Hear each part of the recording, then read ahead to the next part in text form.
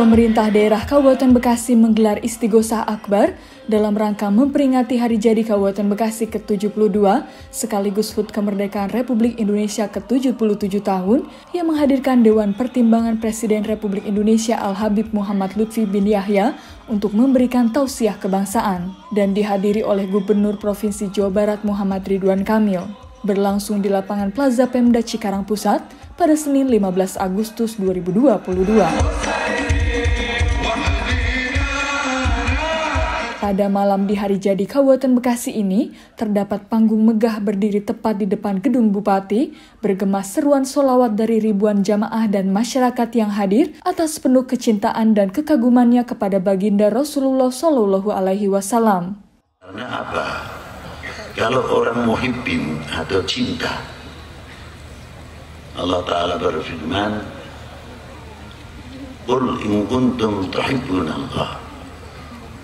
Kalimat qul di sini untuk baginda Nabi SAW. Dalam istighosah tersebut juga turut dihadiri unsur Forum Komunikasi Pimpinan Daerah atau Forkopimda Kabupaten Bekasi dan seluruh organisasi kepala perangkat daerah, juga para habaib, ulama, dan para kiai. Gubernur Provinsi Jawa Barat Muhammad Ridwan Kamil dalam sambutannya menyampaikan kepada masyarakat Kabupaten Bekasi agar tidak melupakan sejarah.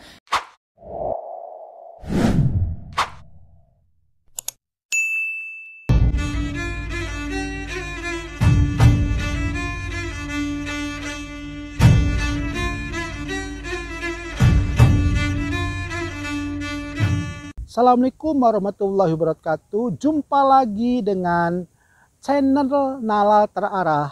Pada kali ini channel Nalar Terarah akan mengupas tentang fenomena keagamaan di kalangan umat Islam, yaitu bagaimana tentang Habib. Karena di antara umat Islam itu masih kontraproduktif tentang apa yang disorot Habib. Tentang Habib itu yang disorot adalah kesakralitasan atau kesucian seorang Habib.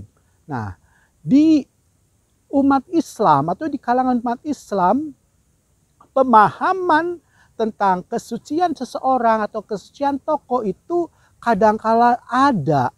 Bahkan di antara yang mengatakan ada itu menjadi apa? Menjadi gaduh, kontraproduktif karena mereka memiliki sudut pandang yang berbeda. Pada dasarnya, setiap manusia itu lahir dalam keadaan suci. Nah, ketika dia misalnya jadi murtad, dari kafir, jadi Nasrani, jadi Yahudi, karena apa? Orang tuanya, bagaimana dia mendidik sehingga anak tersebut menjadi tidak fitrah. Nah, terkait dengan kefitrahan manusia ini, maka kehadiran seorang Habib yang dikenal dengan adalah keturunan Rasul, di mata umat Islam Indonesia khususnya atau umat Islam dunia pada khususnya sering memandangnya sebagai suatu kontraproduktif, artinya membuat suatu reaksi perbedaan dalam memandang kesucian Habib.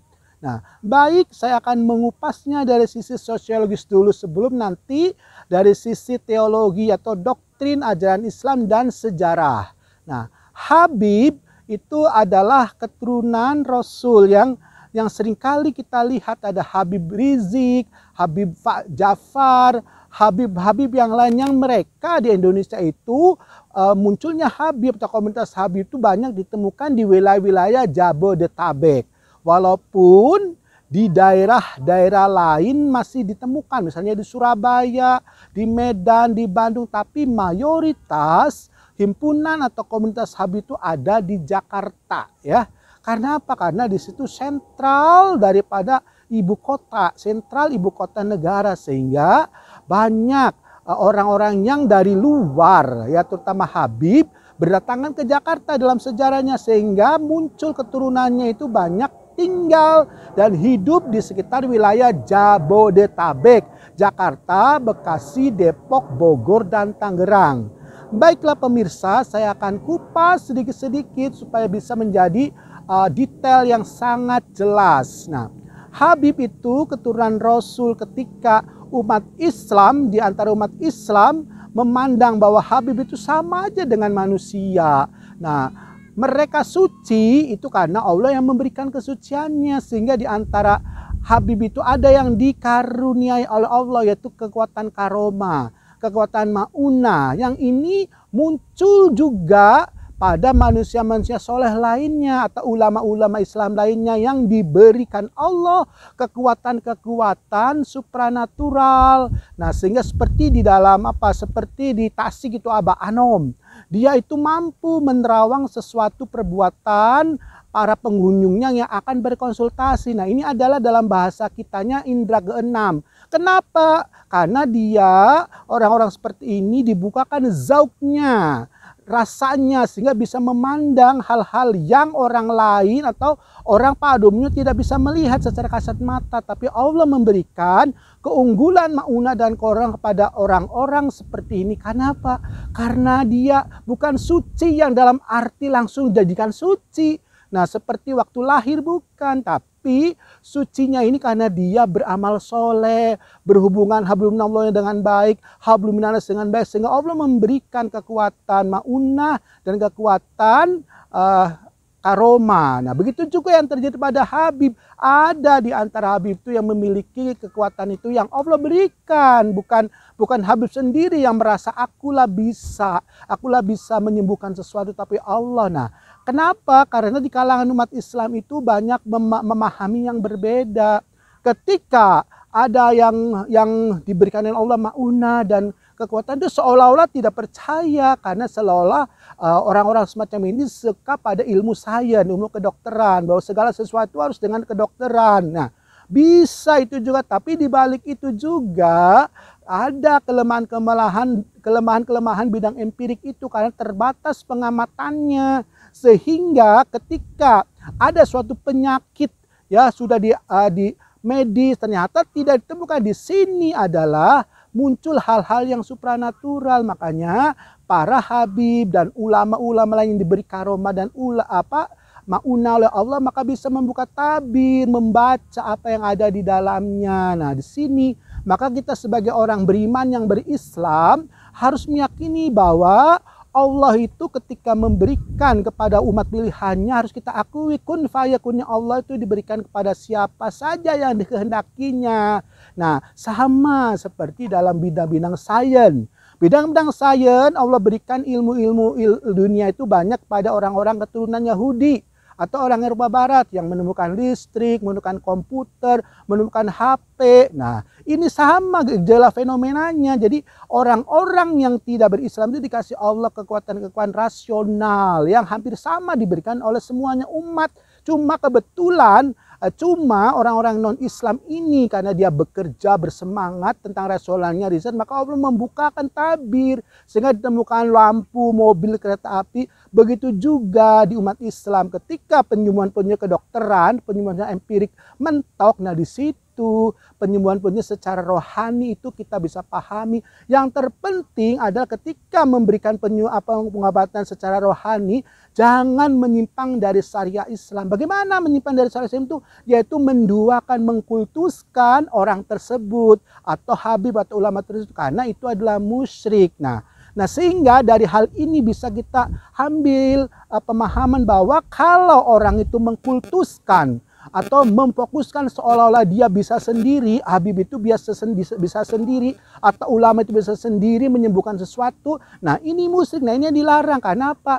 Akan memunculkan pemahaman kultus. Nah, atau dalam bahasa sosiologinya, kult itu organisasi yang mengatasnamakan bahwa hanya satu orang yang punya kekuatan seperti dewa atau kekuatan seperti Tuhan. Nah, ini dalam sejarah itu banyak ya. Kayak Fir'aun. Nah, Fir'aun itu dituhankan oleh hambanya karena oleh Allah diberikan kekuatan sampai matinya dia tidak pernah sakit. Nah, ini suri toladan yang bisa ambil secara positif bahwa ketika ada orang diberi kekuatan supranatural Allah seperti habib atau ulama lainnya, nah jangan diklaim bahwa itu dari dirinya sendiri.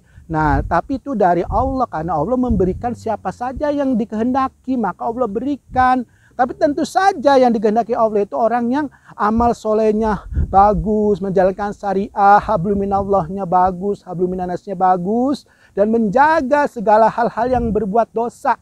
Nah, maka Allah membukakan zauk pikiran hatinya. Nah, ini yang dipahami oleh orang-orang yang pemahaman akalnya rendah, bahwa itu adalah suci, itu adalah sama dengan Tuhan. Wah, kalau enggak kita dosa. Ini yang keliru, yang harus kita luruskan. Jadi pada pertemuan atau pemahaman atau pernyataan kali ini, bahwa seorang Habib bisa saja dikehendaki Allah untuk memberikan suatu pengobatan supranatural yang basisnya syariah, sehingga orang lain atau orang yang memandangnya Habib, bukan dia kesuciannya punya sendiri, tapi kesuciannya adalah dari Allah yang sifatnya kun fayakunnya Allah, bukan Habibnya sendiri. Kalau Allah tidak memberikan kekuatan, maka Habib tidak ada apa-apanya. Ya, sepintas itu nanti kita lanjutkan tentang kesucian Habib ini pada season kedua.